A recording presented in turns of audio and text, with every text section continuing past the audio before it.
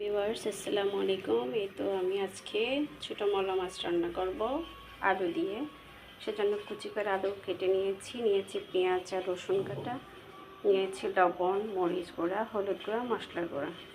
এখন আমি ডেক্সিতে তেল দিয়ে দিচ্ছি পেঁয়াজ। দেখেন পেঁয়াজগুলো অনেকটা ভাজা হয়ে গেছে। এখন আমি এই তো আলুগুলা দিয়ে দিচ্ছি। এগুলা দিয়ে আমি কিছুক্ষণ কষিয়ে নেব। দেখেন আলুগুলো একদম কষানো হয়ে গেছে। তো এই পর্যায়ে আমি ছোটো মাছগুলো দিয়ে দিচ্ছি, একটু নেড়ে ছেড়ে দিচ্ছি।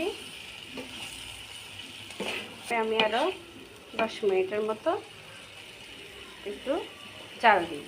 তো ভিউয়ার্স, আমার ছোটো মাছ রান্না শেষ। তো আপনারা এবার বাসায় ট্রাই করবেন। ভালো লাগলে লাইক দেবেন আর বেশি বেশি করে সাবস্ক্রাইব করবেন। By everyone.